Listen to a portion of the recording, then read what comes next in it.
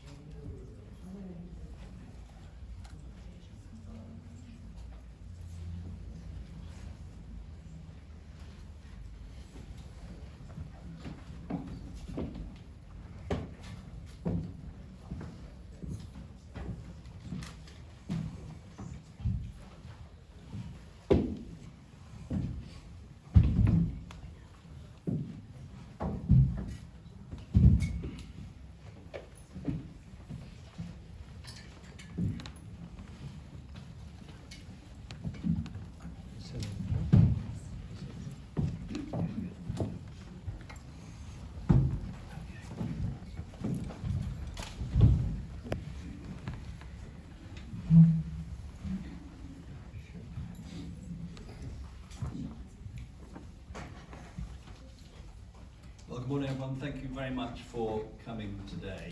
My name is Dean Armstrong KC, and I'm one of the barristers representing many of the survivors of Mohammed Al-Fayed's sexual abuse during his time as chairman of Harrods. Our clients include most of the survivors who spoke out in the BBC documentary, and we're also delighted to have representatives of those who made that documentary here with us today. And all the survivors we have are here today. Before we begin, I'd like to draw attention to a website that we have set up which supports the survivors of this horrible abuse.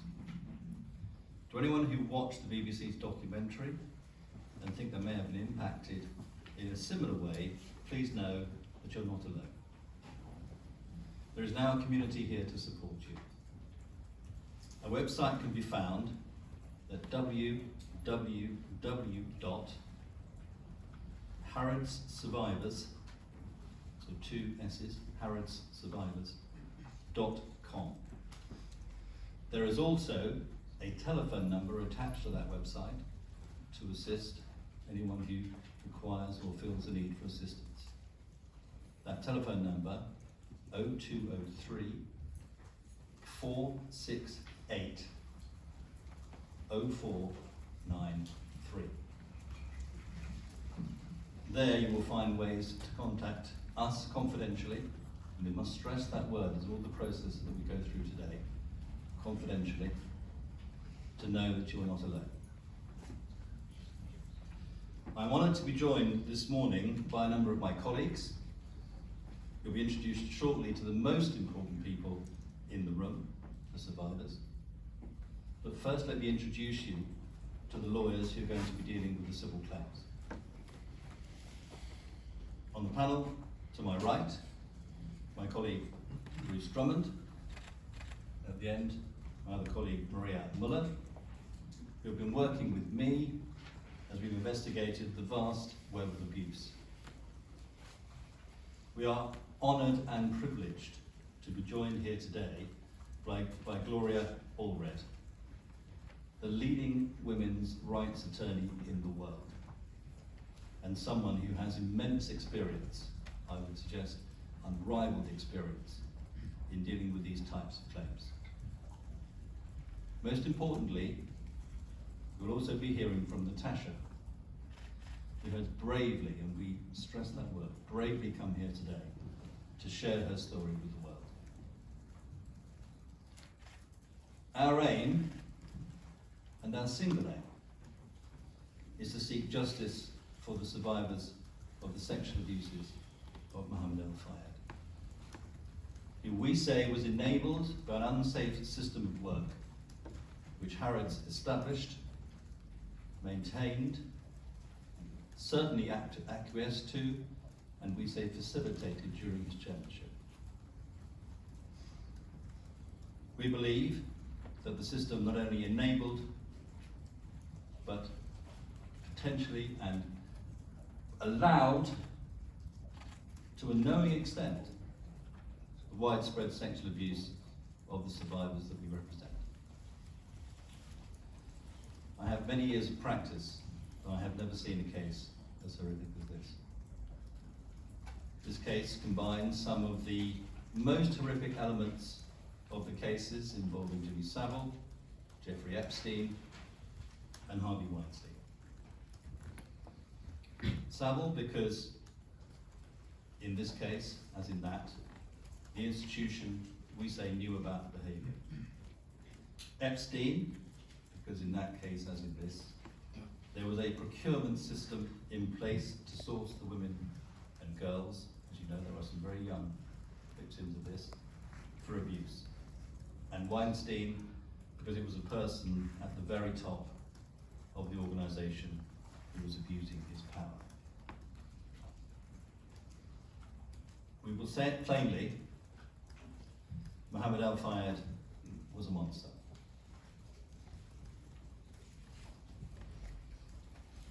He was a monster. But he was a monster enabled by a system that pervaded Harrods. Those of you who have seen the most magnificent documentary that we saw last night will know and may well remember very clearly the words of the manager who said the following: anyone who tells you they didn't know what was going on is lying. I'm going to stress that word of his, lying. Now, we welcome as very much a first step, the admission at the end of the programme last night, given by Harrods, that they had, to quote them, failed these women. However, they also claim, or that piece claimed, that they didn't know about Al-Fayed's behaviour until 2023. We will say it plainly. That is simply not true. The BBC documentary, as well as all the other material that you will be aware of, we certainly are aware of, makes that clear. This was systematic abuse well before that time, and within the knowledge, we say, of Harrods well before that time. Thanks to bold journalism and the many impediments that bold journalism faced in the day, reports of Al-Fayed's behaviour were made public as early as 1995. ITV aired a programme in 1997 covering the matters.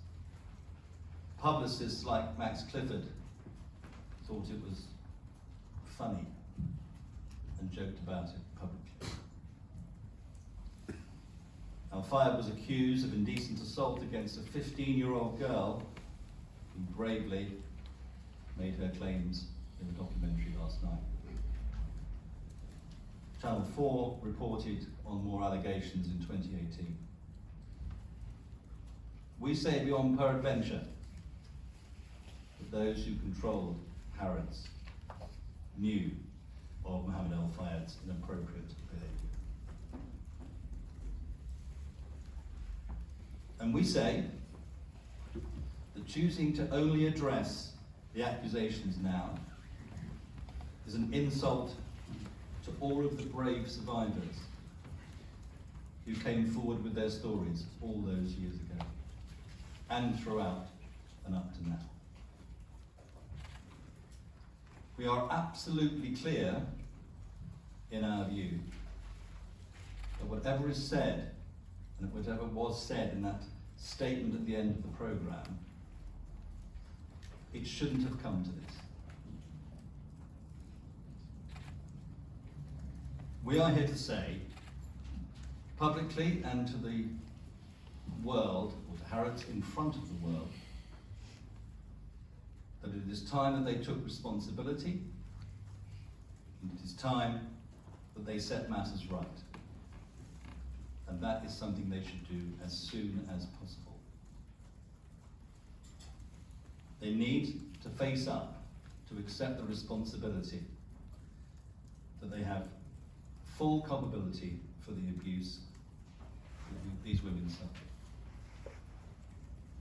Today, we are going to set out our claim and how our claim shows an abject failure of corporate responsibility, and I would invite you to underline those words, an abject failure of corporate responsibility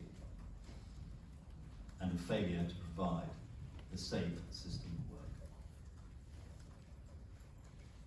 It's my pleasure then to introduce next my colleague, Barrister Bruce Rudd. Thank you. I mean, wow, simply wow. I've worked on this case now for over a year, talking to some of these amazing ladies, and to see them all sitting here today is just incredible. Well done, all of you.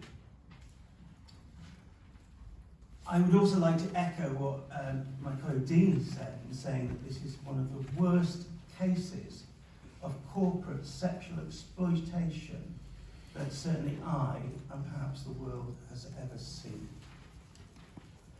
It was absolutely horrific.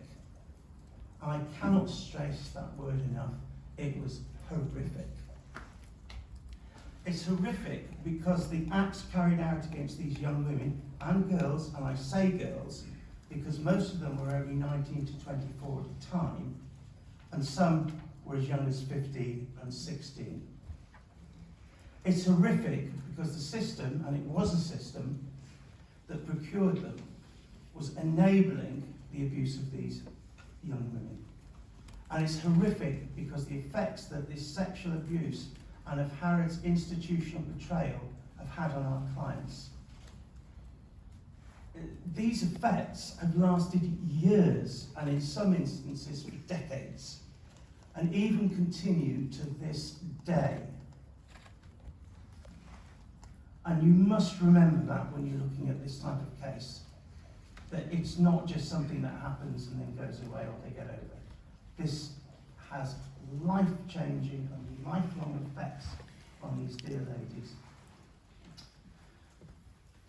Some of the survivors even ended up in psychiatric care. Some have been able to have intimate relationships.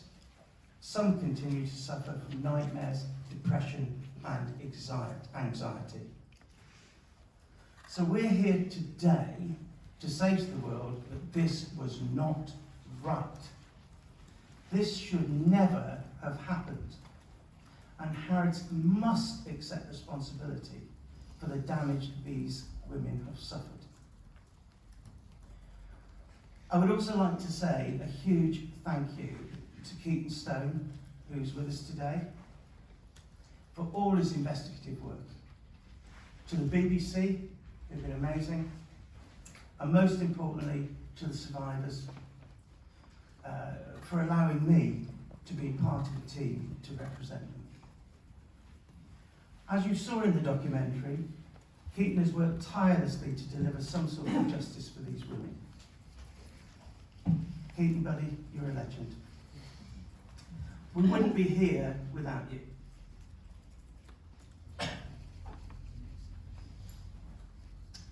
So first meeting Keaton about this case, I worked with him closely to investigate and speak with the women. From first speaking to one of the survivors and after the hearing the story, my heart sank and the blood boiled, quite frankly. I told myself I would do everything I could to bring justice and accountability for all the survivors who've been left at the hands of a monster like Al-Fayed. Realising the significance of the case that I was about to embark upon, I approached Dee, highly respected QC, and importantly has had a wealth of experience in dealing with horrible cases. And then Maria, who's been amazing. We needed a team to take on this monstrous system. To then extend that to say we would very welcome the input of one of the world's leading, well, probably the world's leading female rights lawyer in the world, who is amongst the top advocate for women's rights that I've ever come across. And happily and gladly, she's here today, bless her. and she's jumped on board to help these ladies. So that's why I'm here anyway, ready for the next stage of this. And you know, I'll answer questions afterwards, but for now I'll hand over to Maria, I think is the next to say something. Thank you very much, Bruce. So I would like to talk about the system that was in place at Harrods at the time. Once selected for their role by the special recruitment process that we've been able to identify, the women would be sent to have a private medical examination. Medical examinations would be undertaken by 3 or 4 private doctors that we have been able to identify, one of whom was named Dr. Anne Coxon in the documentary last night. The women would arrive for their medical examination none the wiser, expecting this to be an examination to perhaps check their weight, their blood pressure, or their height. They would then be told that actually the examination would involve a full internal screening, including a full cervical smear, sometimes having their ovaries checked, and a full sexual health screening. This was for their role that they had been offered as secretary, personal assistant, or even, on occasions, interior designer. For some women, this would have been their first ever smear test. If the women would query why the tests were necessary, they would be told something along the lines of, he wants to make sure that you are clean. The results were really provided to them personally, but Mohammed Al-Fayed and his enablers would know those results. Because if there was ever anything untowards about those results, he would make degrading and humiliating comments to the women personally about what he had been told about their medical examination. As we know, the grooming, sexual assaults and threatening behaviour were varied and plentiful, but they all followed a similar pattern of events that we have been able to identify. The surveillance in place at the time was absolutely extensive. The phone lines were bugged. There was video surveillance in place throughout the offices, aside of course from the chairman's office, where there was no video at all. Ladies were frequently followed, and we have witness evidence that we have obtained from members of the security team who had the job of keeping an eye on those ladies, to check what they were doing, to even check if they were in relationships. One woman we know was 16 or 17, and she was sent to be followed by a member of the security team to check if she was in a relationship. That member of the security team would have to report back to Mohammed Al-Fayed on what he heard. I should also say that this member of the security team had the job of having to listen in to the women's phone lines. If there were any conversations that he heard that sounded untoward, or if the women dared to speak negatively on those phone lines about Mohammed Al-Fayed, he would need to report that back.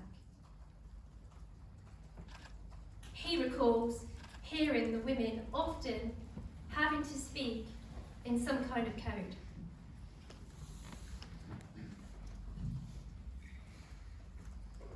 In relation to the threats that the women received, if they ever attempted to complain about the sexual assault, we know from our work that we've undertaken that they would receive threats along the lines of, "You'll never work in London again.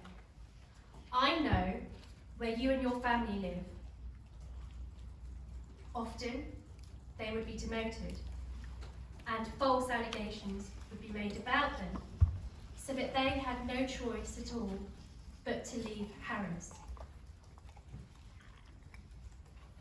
The threat of involving the police would also be made by the security team, and on occasion, from our investigations, we know that this would be followed through. One woman that we represent was sexually assaulted, and she had the bravery and courage to raise this in a formal written complaint to Harrods. On the same day of making this written complaint, the head of security, John McNamara, contacted her and said, "You are a girl alone in London. Someone could jump out the bushes at you, or you could have a sudden accident. You need to deny what you have said in the first letter with a second letter, which you must drop off before noon the following day." She, of course, did what she was told, because she was absolutely petrified. Another woman who we represent wished to resign because of the sexual assaults and degrading behaviour. She tried to resign to get away from it. She was called into the office by the head of security, who told her that she had been disloyal to the chairman and that she had to leave immediately. If she ever dared talk to the press or revealed any information about the chairman, she was told in explicit terms that there would be serious consequences. Once this woman did leave, she was subjected to threats over the phone from the head of security and became very ill and suicidal. She was admitted into a psychiatric unit for 6 months of her life. She was unable, after that experience, to form any proper relationships with any other man, and lost out on the opportunity to have her own family as a result of all of this. I cannot emphasise enough that how many of the women that we represent have told me personally things that they haven't been able to share with another soul. Some women have hung on to confidential documents that they could use, if forced to do so, as a security blanket in case Mohammed Al-Fayed or any of his associates ever tried to come after them. One woman said to me, "That was the fear he drove in you, Maria." I would also like to say this. I know that some women that we represent were too afraid to come to this press conference today. I would like them to know that we are all thinking about them.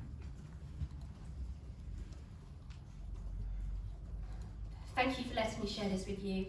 I'm now going to hand over to attorney Gloria Allred, who, as we know, has represented victims in high-profile cases all over the world, and it's a privilege to share the stage with her today. Thank you, Gloria. My name is Gloria Allred, and I'm an attorney from the United States. If I may take a moment for personal privilege, I would like to have stand up and recognize my partner of 48 years who is here with me today, my law partner, Nathan Goldberg, and my associate in my law firm, Olivia Fleischig. Thank you. I've been representing victims for the past 48 years, including victims of Jeffrey Epstein, Harvey Weinstein, R. Kelly, and now victims of Sean Diddy Combs. to name just a few. I have also represented victims of Bill Cosby, including one victim who we represented in a civil trial against him, which we won. In addition, in one lawsuit against the owner of a company, we represented a female employee and won at trial a judgment in excess of $52 million against that owner who sexually harassed our client. I am very familiar with how powerful men use their wealth, positions of power, and fame to subject women and girls to sexual abuse. The allegations against Muhammad Al-Fayed include serial rape, attempted rape, sexual battery, and sexual abuse of minors. They involve doctors administering invasive gynecological exams as a condition of employment for some of the employees who were targeted by Muhammad Al-Fayed for sexual abuse by him. The allegations also include the unauthorized disclosure to Muhammad Al-Fayed of the examination results of employees he targeted for sexual abuse. The allegations involve cover-ups, threats, and a quarter century of sexual abuse by Muhammad Al-Fayed after he purchased Harrods and became its chairman. Harrods is often referred to as the most beautiful store in the world. It has a storied and glamorous history. Many women dreamed of working there, to be associated with this prestigious corporation, and to further their careers. However, underneath Harrods' glitz and glamour was a toxic, unsafe, and abusive environment. Shakespeare's Hamlet said, quote, "Something is rotten in the state of Denmark," end quote. We say something was rotten at the core of Harrods. The store was known for catering to every need of its customers, and it was presented as the epitome of beauty. The ugly truth, however, was that a number of female employees were being sexually abused by its chairman, Muhammad Al-Fayed. The current owners purchased Harrods in 2010. Their statement in the BBC documentary appears to suggest that they were unaware of this history of sexual abuse. However, in the documentary, it is alleged that Al-Fayed's abuse was not a secret and was widely known by its employees. Perhaps the new owners were blinded by the billions of dollars they stood to gain, or by their opportunity to buy a piece of Great Britain's history. When Muhammad Al-Fayed sold Harrods, a spokesperson for Al-Fayed said he, quote, specifically chose, end quote, the buyers to, quote, ensure that the legacy and traditions that he has built up in Harrods would be continued, end quote. Al-Fayed's legacy was to prey upon, denigrate, humiliate, and abuse female employees for his own sexual gratification. That is a legacy that no one should continue. There are certain themes that emerge from the BBC documentary. Most of the victims were terrified and felt that they had no place to turn. They felt powerless and they feared retaliation. Their terror was reinforced by threats, surveillance, and phone tapping. It is also apparent from the documentary that many of the women were vulnerable and that Al-Fayed took advantage of their vulnerability. He used his wealth and his power to manipulate and control female victims for his sexual pleasure. Another common theme was that Al-Fayed's sexual misconduct was constant and repetitive and went on for 25 years that he owned Harrods. He was the epitome of a serial sexual abuser. Yet another theme was that Al-Fayed's sexual abuse was not confined to the Harrods store. For example, sexual abuse occurred at the Ritz, Paris, and in his residence in Paris, which was formerly the residence of the Duke of Windsor. He required some female employees to accompany him on overnight trips to various locations, ostensibly for work, but actually to facilitate his sexual exploitation of them. Mohammed Al-Fayed died last year at 94 years old.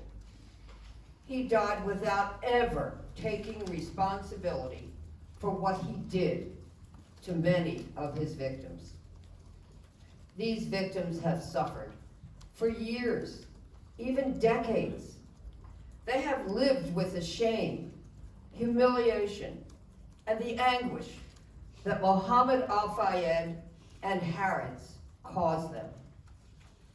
Al-Fayed was determined to silence these women.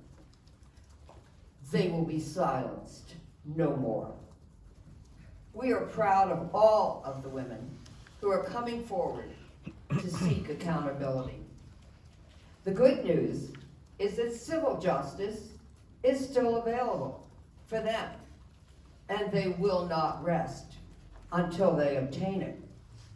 It is not enough for Harrods to now say that they are sorry.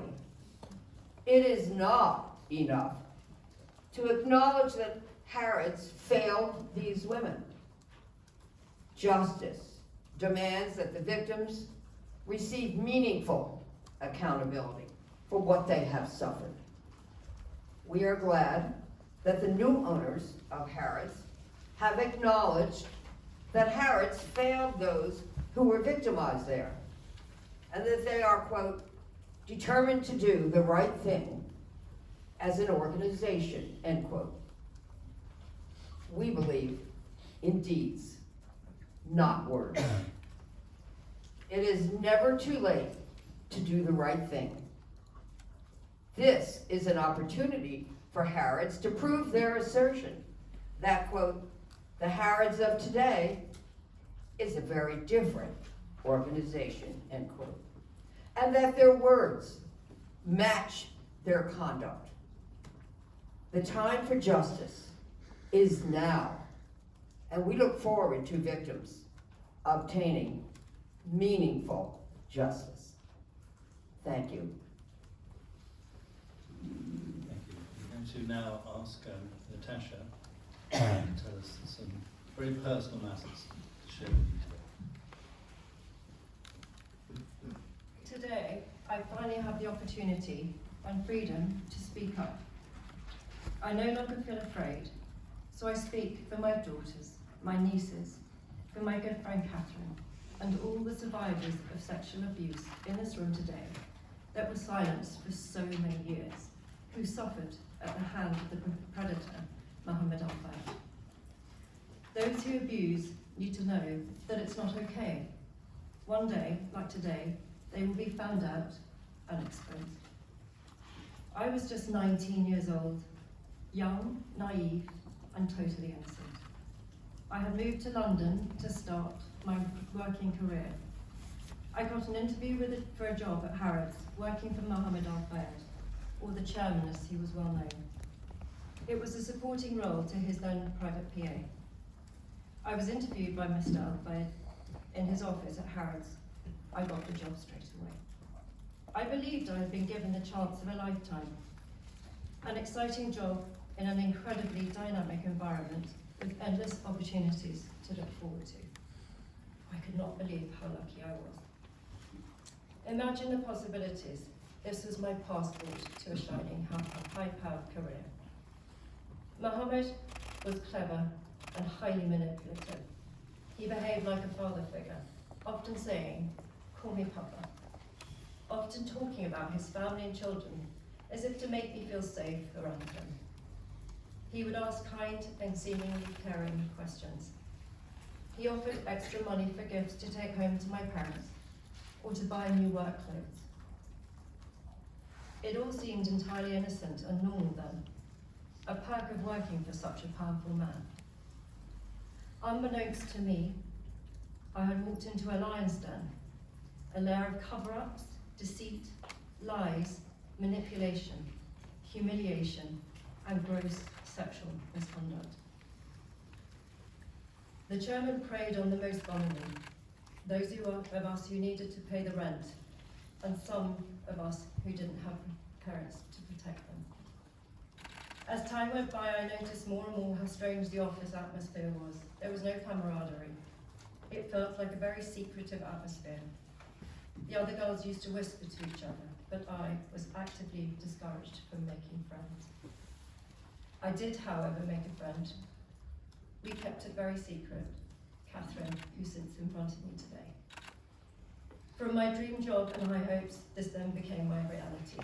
Mohammed Al-Fayed, a sick predator, lured me in by using the same modus operandi he used time and time again. I was subjected to an unnecessary and intrusive medical examination. I was never given those results. I was subjected to AIDS and STD testing without consent, and now believe in hindsight, I was checked for my purity. We would be sent to see Al-Fayed because he had a job for us to do. It was always more of a friendly chat than actual work. But then these private meetings turned into more. A forced kiss, his hands gripping your face to his lips, or pulling you down on his lap, where his hands were free to explore any part of your body that he wished. These incidents lasted seconds, but the fear instilled left me paralysed. Al-Fayed brushed off these moments like they had never happened. But I was always reminded not to mention them to anyone. He would know if I did. I had never experienced anything like it before. I was so young, I didn't know what to do and how to deal with it. I felt such fear and some sick loyalty as his employee. It was an era where women were still the underclass in the working world. One night I was asked to stay late. This was to be my final night. All of MAF's, or Mohammed, Al-Fayed's planning and manipulation were to come to fruition. He summoned me up to his private apartment on the pretext of a job review. I was escorted by one of his security guards who ushered me into his private sitting room. The door was locked behind me. Al-Fayed handed me a glass of champagne and told me to sit. Looking around, I saw his bedroom door partially open. There were sex toys on view. I felt petrified. I perched myself at the very end of the sofa, and then it came. Mohammed Al-Fayed, my boss, the person I work for, pushed himself onto me. I fell to the floor with him still on top of me, but I managed to kick free and free myself. I ran towards the door. I told him I was meeting my father for dinner and he would be worried that I was late. He just laughed at me. He then composed himself and he told me in no uncertain terms that I was never to breathe a word of this to anyone. If I did, I would never work in London again, and he knew where my family lived. I felt scared and sick. Eventually leaving Park Lane, I never set foot in his private office again. These events impacted me for many years to come. I struggled with confidence around men, and in particular male bosses, and also in my personal relationships. Seeing his obituary just over a year ago triggered such a huge emotion. I couldn't believe that this monster had gotten away with his crimes. Thankfully today this is a different story, and I am truly grateful for that. Natasha, thank you so much for sharing your story with us all. All of this room salutes you. In fact, we salute all of the survivors in this case. To say that it takes bravery to come and tell a story such as that is an understatement. Again, for those of you watching today who experienced abuse at Harrods, hopefully this shows that you're not alone. Please do reach out to our team if you would like to learn more about legal options. There is support and there is a place to discuss. As of now, we have the huge honour of being retained by 37 survivors in this matter. And as a result of the documentary and events such as this, we are in the process of being retained by many more. We are very proud to be so. It is important that we stress this. We are representing each person as an individual. Every person's experience and the effect on every person, every survivor, is different. And we promise that we will treat them all with the individualized attention and dignity that they deserve. We're now going to move on to some questions from the media. We'll do our best. I will be, in a sense, acting as the person who directs the questions. And if we may, it would obviously help that we have as many people asking questions as possible, as opposed to asking lots and lots of questions. So we have a roving mic. Please put your hand up. We'll bring the mic to you. Again, we can limit to one question, one follow-up, so we can move as quickly as we can. Please state your outlet and name, please. Hi, Danielle Hamamjian, NBC News. Thank you, Natasha. My first question, first of all, to the women who've signed NDAs, what is your message to them? Has the documentary laid out the most serious allegations, or based on your conversations with the victims, have we yet to hear the worst of it? And as you mentioned, in the case of Jeffrey Epstein and Harvey Weinstein, there were facilitators, as is the case here. Are they liable for prosecution? And do you know of any of those individuals potentially still working at Harrods today? So we'll break down your three questions. I'll deal with the first one, which is the NDAs. Would you go with the second one? Gloria, would you like to deal with the last one? The Epstein one? No. In terms of the NDAs, I was quoted last night on the documentary as saying that it should never be the case, and I am not of the view that it's the law, that the law should protect those who engage and indulge in criminal activities. And it's very, very important to remember the circumstances in which those NDAs and some settlements were given. There was no level playing field. We heard last night in the documentary that material had to be shredded. It was effectively forced as part of that to be shredded. And so the answer to the question about the effect of the NDAs, we will fight their veracity and their applicability. We are very confident that those NDAs will not preclude us from getting justice from these women. In terms of your second question, was that whether or not there are more serious damning allegations to come forward beyond what we have seen already in the documentary? Yes, unfortunately so.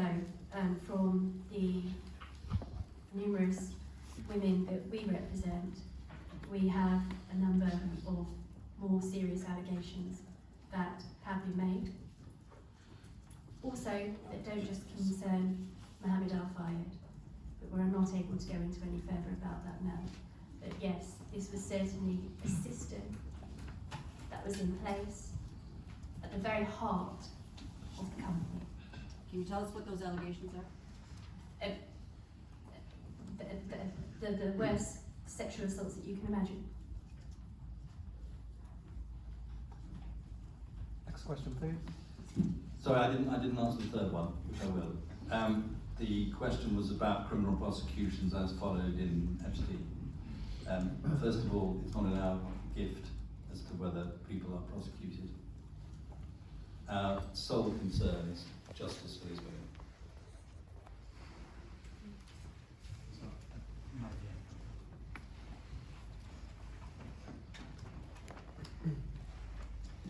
Hi, Simon Viger from 5 News. One question for Dean Armstrong, please, and one for Gloria Allred. For Mr. Armstrong, you say you're pursuing Harrods. Can you explain why you're not also pursuing the estate, the Fayed estate? For Gloria Allred, we've heard comparisons with Epstein, Weinstein, Savile. How do you think this case compares? Shall I take the first one? Which one was the first? Yeah. Yes, is it one of the worst? How does it compare in terms of severity?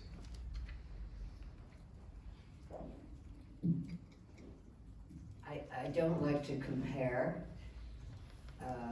sexual predators one to another, and he was a sexual predator, Mohammed Al-Fayed. Many of them that I have dealt with were the worst. And this is also the worst. I mean, so for example, Jeffrey Epstein, had a method, had a plan, executed the plan, and chose vulnerable victims. Underage girls and adults as well. He sex trafficked them and was prosecuted for sex trafficking underage girls, among other charges against him. Of course, he committed suicide while in custody or was the victim of a homicide. Coroner says suicide. But in any event, there was a criminal prosecution against him, which started, I actually was there at the last hearing that was taking place. The trial had not yet taken place. So he died before there was any justice, real justice, for the victims. I will say after his death, we did represent a number of victims, actually our 20 victims, and was able to get meaningful accountability for them in the civil process without a lawsuit. And again, our victims in that case were very, very proud, very courageous. And many would have been willing to testify at trial. In the case of Mohammed Al-Fayed, he's also no longer alive to be prosecuted for his crimes against women. I might add that these victims were also placed by Mohammed Al-Fayed in a no-win situation. Excuse me. These were not just strangers to him. These were victims in an employment situation. He had all the power, they had none. And they were in a no-win situation. Do they say no and lose their job? Do they say yes and suffer the consequences of being raped or sexually assaulted, sexually abused, victimized. This is why an employment situation, well, at least in the United States, is considered a denial of equal employment opportunity if a victim is sexually harassed or sexually abused, raped, forced to watch pornography, any act of sexual abuse. And it is really wrong, because as it has been said, there's no right decision for these victims to make. It's always going to be a risk to themselves and also to their families. So, R. Kelly knowingly gave serious sexual STDs to underage girls. One of my clients testified very bravely about that at his criminal trial. It's lifelong sexually transmitted diseases. That is just beyond description. That he would do that knowing that he had that very serious sexually transmitted disease himself, and did not disclose that to underage girls and some adults. He also, of course, videoed many of his victims, which he coerced, forced, threatened into being videoed in pornography. Then he used those videos to threaten the victims that he would expose those videos to the public, to their families, to their friends, to their co-workers. So that threat was very intimidating to many of the victims, who did not voluntarily do that, never would have, but were threatened, intimidated into it. In any event, Muhammad Al-Fayed sex trafficked some of these victims from place to place. He used his business empire to enable him to execute his plan, his scheme, his design to cause those women who were employees to be victimized, women and girls.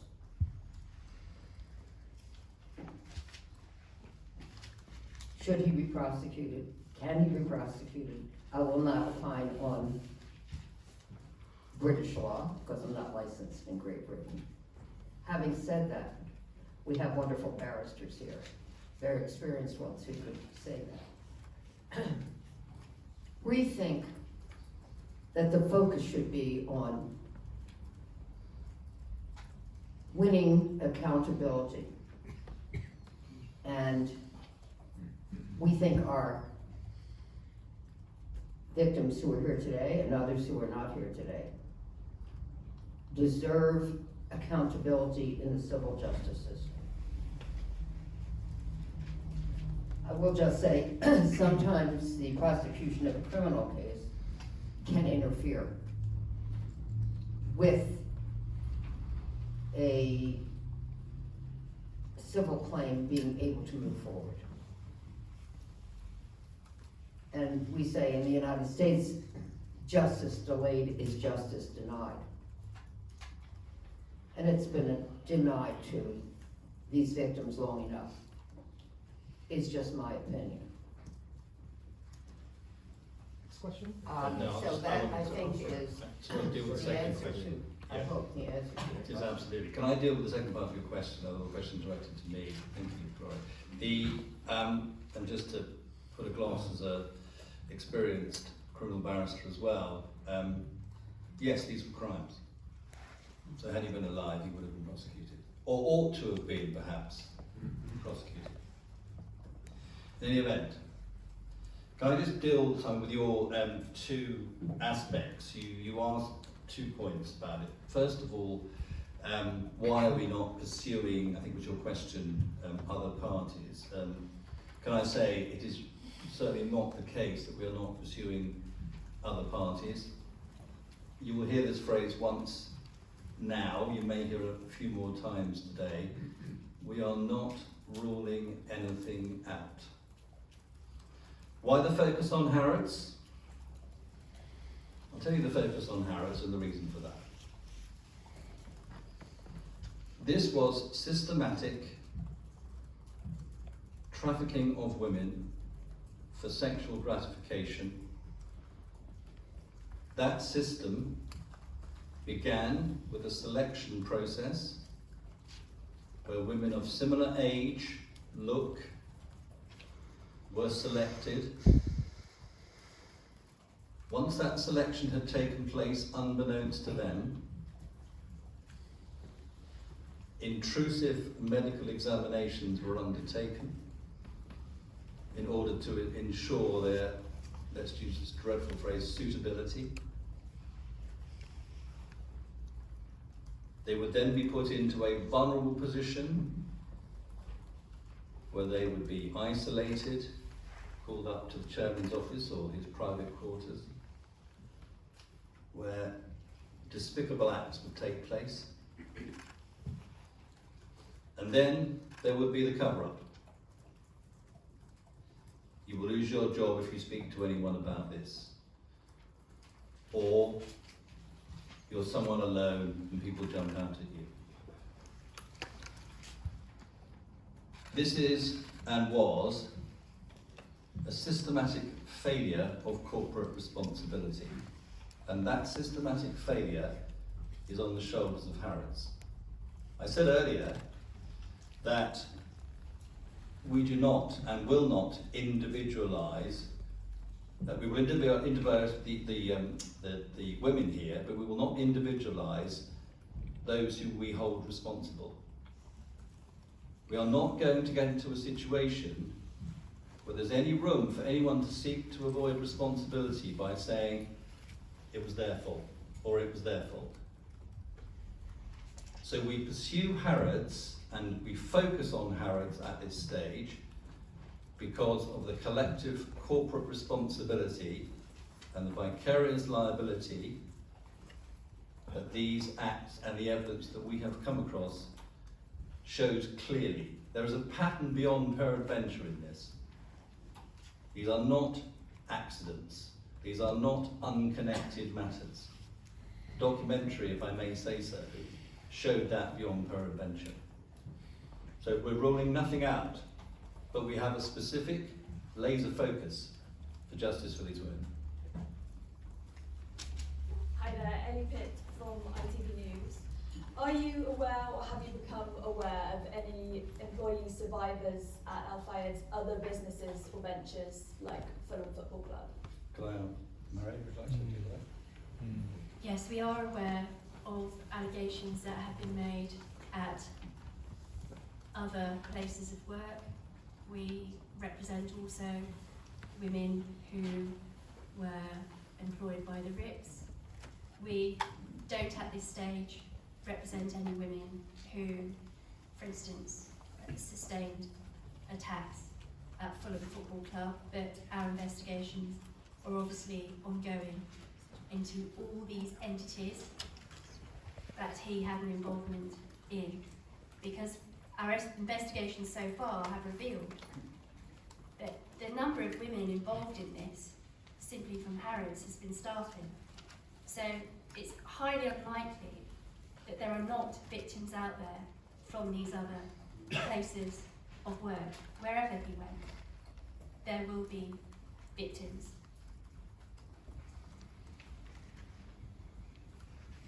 Hi, I'm Shimon from Sky News. I know that you made a point of the importance of victims receiving meaningful accountability for what they've suffered.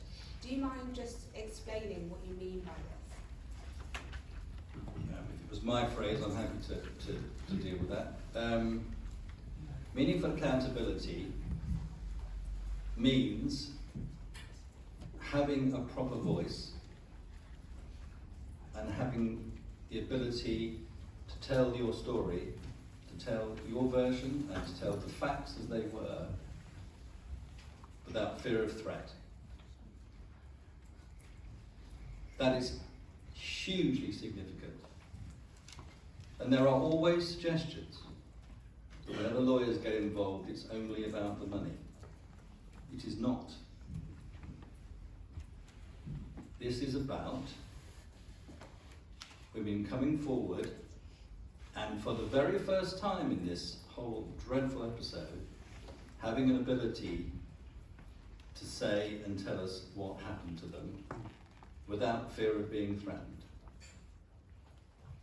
If, and we would obviously invite them to do so, if Harrods feel that they ought to compensate women financially for what they've done and how they failed them, then of course that is something which we would welcome. But we are not going to sit here and accept any suggestion that we are only interested in money. This is about much, much, much more. Yeah, can I just add, Dean, actually, to that over the past year, speaking with now near 40 of the survivors, not one has ever asked me, what do you think I'll get? Never. And I think that says it all, doesn't it? I would like to add that coming forward may mean different things to different people. There is coming forward and telling what happened to them to the press. We don't tell, at least I don't tell, any clients that I may have, you should speak to the press. It really is up to them, and always up to their attorney to advise of the benefits and risks of speaking publicly. Some people want to come forward, but not publicly. They want to come forward in a confidential, safe manner. And that means speaking to their attorneys, explaining what happened to them in a confidential setting. It's always confidential speaking to attorneys. And I understand that's the case in the UK as well as the United States. Attorneys are not permitted to disclose confidential communications with them by a client who is consulting them on their options or decides to move forward with a claim. So I just want everyone to know that even though some survivors are here today who did not come forward publicly, we also care about them. And we know that you have chosen the right team of barristers to advocate for you, to support you, and to communicate with you in a way that is transparent for you, understandable by you, and that you get to ask any questions which you may have, and know what might happen next. Because when fear was used as a weapon against you, and fear is the weapon worldwide the sexual predators use to trap their victims, to isolate their victims, to intimidate their victims, so that they will not seek accountability. But now you are free from the fear. And those who wronged you, who are still alive, who have a lot of power, the fear should be for them to suffer, not knowing what you will do next. Because now you're empowered. An empowered woman is something that is very threatening to those who have committed injustices and wronged women,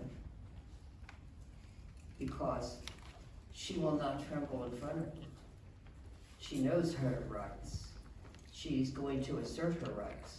She will be vindicated. And she will make those who should be accountable in a way that is meaningful to her. An empowered woman is a woman who understands her own strength, understands that she had more courage than she ever knew that she had, and more strength to move forward. And she will not be trapped by the damage that was done to her, and paralyzed and still living in fear, feeling shame, feeling guilty, second-guessing herself. There's no reason to feel guilty. We know who was guilty. It was Muhammad Al-Fayed. It was Harrods. It was all those who knew and enabled and justified their not stopping him. But you are going to make the business empire accountable. This is not something that is just about Muhammad Al-Fayed. This was a business empire enabling him. In that way, it's very, very similar to what is being alleged now against Sean Diddy Combs,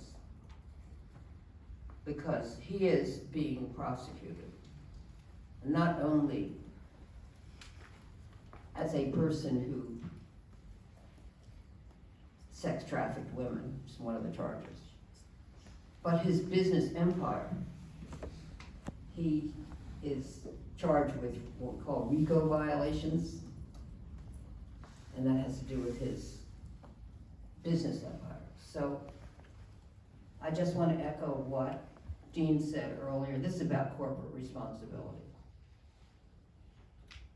And corporations do have a responsibility. It's not just a responsibility to their shareholders to earn profits. It's a responsibility to have a safe workplace, not to shut their eyes to what is going on there or think, oh, well, that's just about an individual. No. It's not. It's a safe workplace that they have a legal and moral duty to provide. So that's Question. Briar Stewart from CBC News. I'm wondering if you can elaborate on the global scope of the case. We know that this unfolded in different countries and there are victims of different nationalities. And also, what do you think it says about Al-Fayed's influence and just the justice system overall, that these women could only come forward in this meaningful way after Al-Fayed's death? I'm going to ask Bruce to deal with the global scope. It's vast, but he'll be able to give you a bit more detail. Yeah, the scope of this claim is vast, and I often say to my colleagues, it's a bit like we've lifted up the stone, but we just don't know quite yet what's all underneath. We have survivors from all over the world, from Malaysia, Australia, from Italy, from Romania, from America. We have 6 ladies who are Americans. We have 3 ladies from Canada, one who was seriously assaulted when she was 16. And the global aspect of this case, which is why we say this is, albeit we're here in the UK now, it's not where the case we see as being necessarily determined, is because this is a claim that will affect far-reaching jurisdictions. And obviously I can't really say a lot more than that at this point, because we've got to finalise and we've got to work through it all, but certainly we do not see this as anything but a global claim by all those ladies, no matter where they're from or where they lived, to be able to get some sort of accountability. And also, to add into that the assaults, the rapes, the attempted rapes were carried out all over the world as well. It wasn't just in Harrods and UK. Thank you. And Bruce, thank you, Bruce, for that. And just to pick up on the second part of your question about why it is that people are speaking up now, if that was the import of your question. All I would say to you is, you saw the documentary last night. You saw the obstacles and the handicaps that were put in front of people to have the ability to speak up without fear. I don't think I need to add anything to that. Can I just add on to that? It's not only the documentary, but it's women who have dared to speak out and raise complaints to Harrods previously. It's not just the justice system that challenges them, it's the system overall. We've seen from documents that we've seen in relation to those ladies who've had the bravery to actually submit a complaint to Harrods before now, that their case will be undermined at every single opportunity. They will be told how they will fail and how they will not succeed. And that's just something to bear in mind when Harrods are talking about how they want to look after these ladies and that they've had a settlement process in place. We've been able to see that and some of the communications that have been sent to some of these women, and they are undermined at every single opportunity. Helena Wilkinson, BBC News. A question for you, Natasha, if I may. You talked about finding freedom to be able to talk today about what happened to you. How does that feel? It feels odd after all these years to be able to speak about it. It feels good to change a legacy of a man who really was a monster. And I don't think we really comprehended that at the time, because we just, I think we felt it was just part of it. I don't think we didn't really realise what was going on. So it is finally, it's a good feeling to be able to change that legacy. And I have daughters and nieces, and just the thought of that happening to them at a tender age is just, it's awful. I'd just add that these survivors are role models in courage. They know what happened to them. They've described it in detail, either publicly or to the barristers, or sometimes to others who were supportive of them. This is a teaching moment for Harrods. It's a teaching moment for other corporations, frankly, all over the world. Because sexual abuse of employees who were female, and sometimes, of course, men are victimized as well in their employment area. We've dealt with that. Male victimization by a person in power of a male victim who was not in power and is in a lower echelon in the workplace. But in this case, these were female victims. Why? The old saying, never underestimate a woman, applies. They underestimated the courage of these victims to ever do anything about it.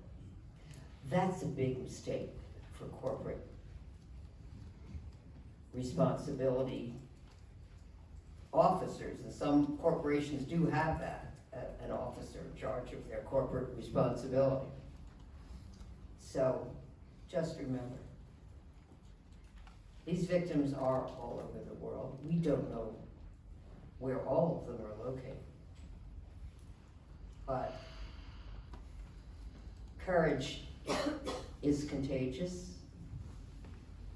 And the courage of the women who are here today, the victims, will be heard and seen all over the world. In this documentary, in other interviews anyone may choose to do or not, just knowing that there's so many victims who are committed to vindicating their rights and making a large corporation accountable, that will bring a smile to many women who are also being victimized elsewhere and afraid to talk about it.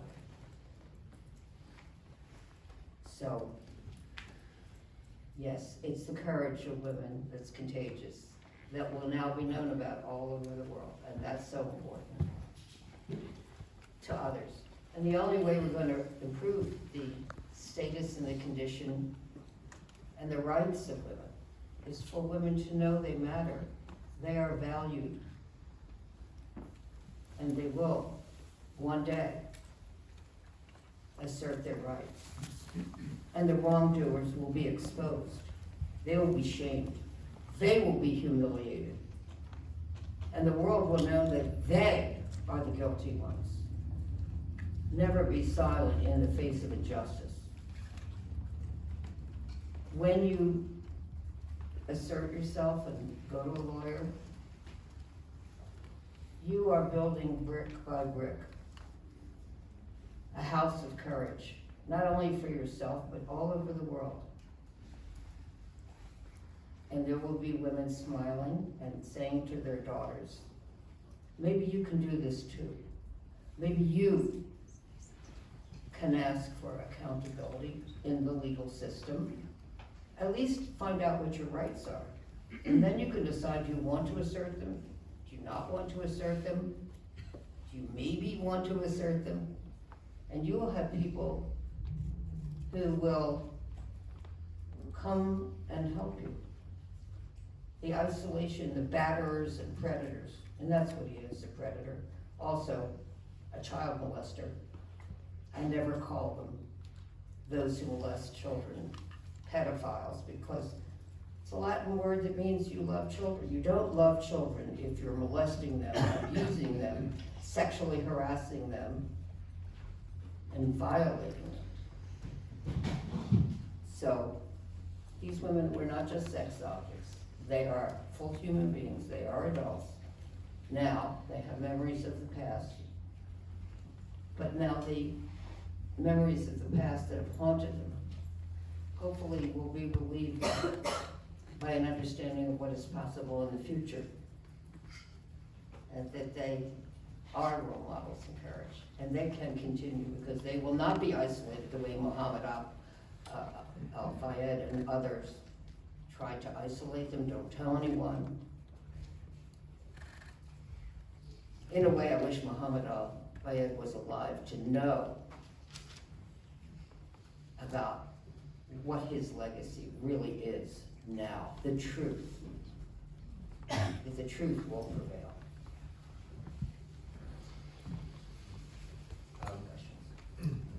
Hello, Gordon Rayner from the Telegraph. Question for Dean and a question for Natasha. Dean, you mentioned that the complaints go beyond just Fayed. So the question to you is, are you aware of any of the survivors making complaints to the police, either now or in the past, about people who worked for Fayed? And then I just wanted to ask Natasha, do you feel that the survivors were perhaps let down by the Crown Prosecution Service, who have had lots of chances over the years to catch up with Fayed? He was arrested, he was questioned several times. As you've said, the panel has said, his behaviour was known about from the 1990s. And also, do you feel perhaps Keir Starmer, who was in charge of the CPS when the 15-year-old who was on the documentary last night was told that there wouldn't be a prosecution, does Keir Starmer perhaps owe you an apology for not having caught up with Fayed? I think that's perhaps a bit of an unfair question. Can I, Natasha could obviously answer to the extent she wishes to answer. We obviously know the reasons why that was asked, and no disrespect at all to the question, but I'll deal with the first part of the question, and Natasha, you can obviously say whatever you'd like to say. And Natasha's going to pass on that one as I think is her right. But I'm absolutely sure it's her right. May I just deal with the question you asked about complaints to the police? This wasn't just abuse perpetrated by Mohammed Al-Fayed, as I've sought to explain in terms of the prevailing system. It is clear, and was clear from the documentary, that the police were involved. And that's the answer to your question. The police clearly were involved in this case. The extent of their involvement, unsurprisingly, I'm not privy to. But we know that a complaint was made by, I think she was 15 at the time, a young woman of 15 years old, against a 80 or I think it was 78 or 80 at the time. So we're aware that the police were involved. And one of the earlier questions was about people speaking up and the timing of them speaking up. I would commend that part of the documentary to you, where that 15, she was then 15, the lady's obviously was much older now, but where she cried her eyes out because she got the day wrong. So the answer to your question is, we're aware that the police were involved. This is not a criticism of the police, it's not any kind of judgment on the police action. But we're obviously aware that the police were involved in this. Yeah, but I was asking whether you were aware of anybody else, anybody having made a complaint to the police about anybody other than Fayed, because you said earlier it went beyond just him. Well, I think it's, the answer to your question is, I was speaking in terms of the serialised systematic sexual abuse, not about whether there were criminal complaints to the police. So the context in which I was talking about other people was those who enabled the system to take place and to produce the results that Al-Fayed in particular wanted to produce.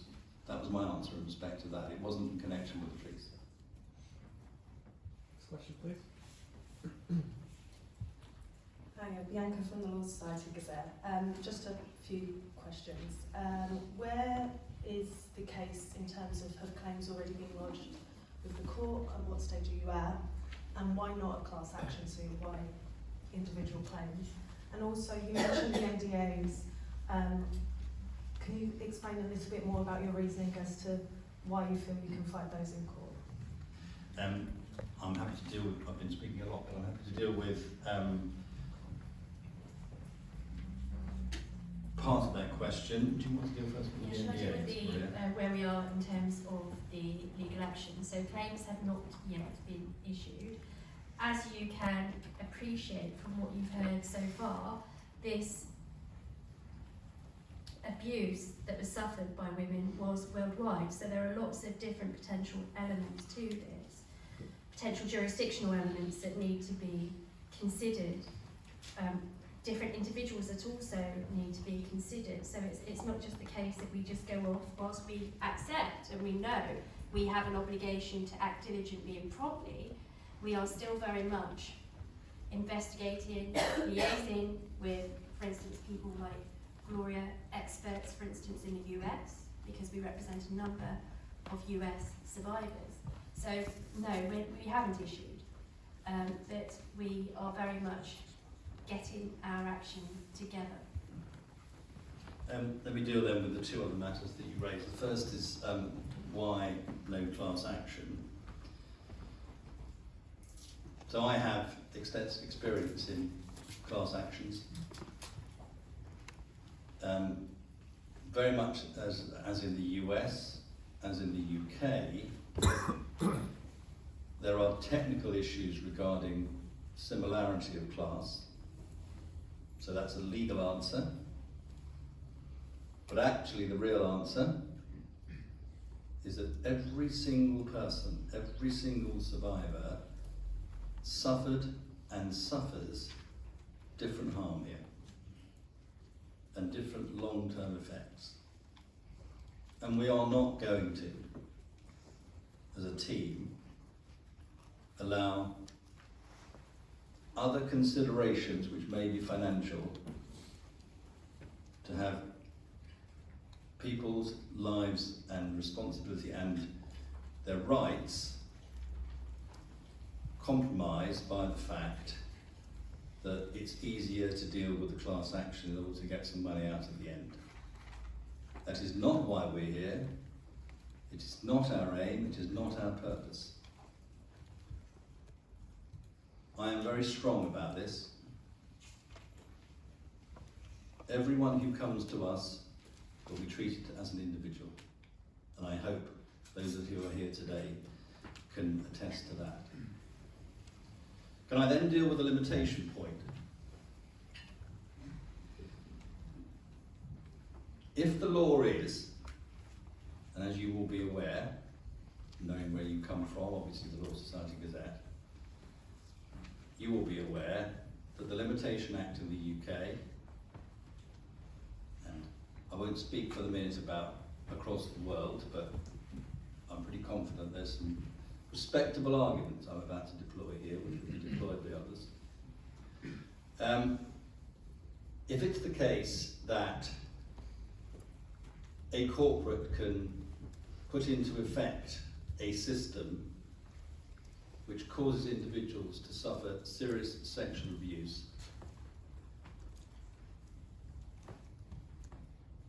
threaten them with cover-up, threaten them not to say anything, so cause a cover-up, threaten them to keep quiet, threaten them not to tell anybody. If that same corporate then seeks to bring the argument to a judge that their claims should be disapplied by reason of passage of time, then that is not a society in which I certainly want to live. The limitation periods are there for good, practical, legal reasons, but they can also be disapplied for good, legal, humanitarian reasons. And it's really important when we deal and think about limitation here. And I would challenge, I hold out a challenge here to Harrods. If Harrods are going to seek to say to us, these claims should be barred on the basis of limitation, then they are effectively adopting the argument that threats will always win the day. We will not accept that argument, and we are pretty confident the courts won't either. May I comment? Just a few points to piggyback on what Dean just said. In the United States, our law firm does not generally participate in class actions. However, we represent large groups of victims. For example, we represented 72 victims who were victims of sexual abuse. These were young women at the University of Southern California, victims of sexual abuse by the gynecologist who provided services to them when they're students and some faculty at the University of Southern California. 72 victims. We've represented many groups of women who were victims, some larger, some smaller groups, without a class action. I won't go into all of the different cases, but if somebody wants to know later, I'd be happy to provide the answers. So, because we do believe in individual attention, individual assessment of a client's claim. We don't think one size fits all. Everybody's had a different situation in some ways where they have been victimized and different damages. One other thing I want to say about the statute of limitations, which is the arbitrary time period set by law, by different legislative bodies in different countries, generally. In the past, it definitely has favored the wrongdoer, not the victim. I've met with advocates from other countries in Europe, I'll just put it that way, who are seeking to change, eliminate, modify the statute of limitations elsewhere. You have a more favorable statute of limitations in the UK than we have in the United States. But as you will see, some of my clients and myself, clients of Bill Cosby, in my Netflix documentary, Seeing Allred, see us testifying before the legislature of California to eliminate or change the restrictions in the statute of limitations. All this is about empowering victims to be able to not be barred from the courthouse, not to have the courthouse door slammed in their face because of this arbitrary law called statute of limitations, which most of them never knew about. They didn't know that there was a time period after which they would be barred from asserting their claim. You can do that more easily in the UK. And I'll be mentioning the UK at other legislative hearings on this matter in the US. Although I want to add that sometimes the damages are significantly less, even though you have more time to bring them, than you would be able to win with your courage than you would be able to win in the United States. Let's see. Last point about large corporations. I do. Like in the United States, we have something called RICO. You may have heard of it, Racketeering, Influence Corrupt Organizations Act, which Sean Diddy Combs is charged with in a criminal case. So the United States is recognizing the role of large businesses which are used to enable the predator to victimize their victims. He generally is not acting alone. He's getting a lot of support from others. Finally, I just want to say, if we had more women as chairpersons of large corporations and less segregation of women forced to be in lower level jobs, many of which are well below their capacity to do them, and their education and background, their experience, and their dreams. If we had less segregation by gender in the workplace to lower level jobs for women, because women are considered of less value because they're women, if we had more integrated workplace, if we had by gender and race and age, ethnic origin, and so forth, and of course sexual orientation, we would have a better workplace. We would have a more productive workplace. It'd be in the corporation's interest to do that. And again, not enough women, either in the UK or in the United States, who are at the top level, let's say Fortune 500 companies, other large corporations. That has to change.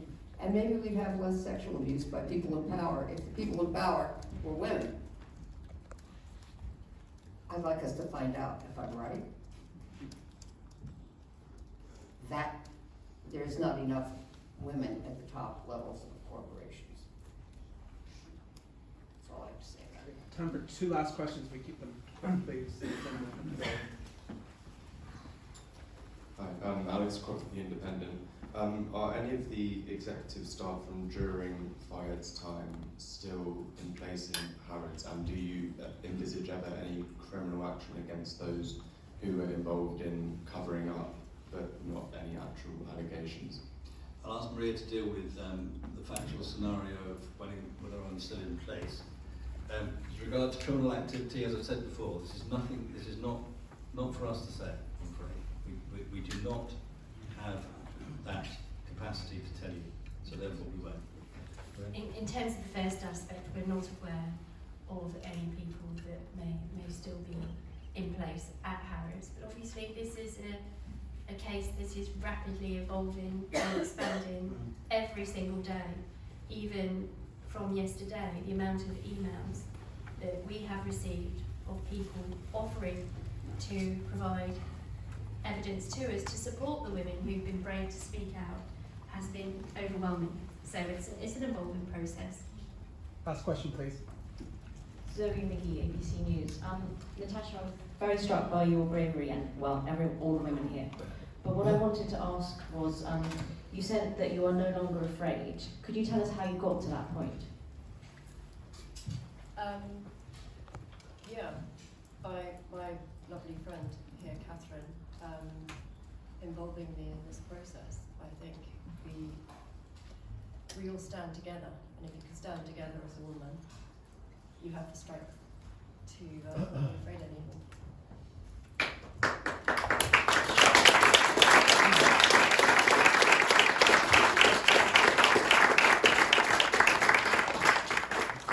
Thank you very much, everyone. Thank you very much, everyone. We appreciate you coming here. We salute the bravery. Again, it'll never be said too many times. Salute the bravery of the survivors.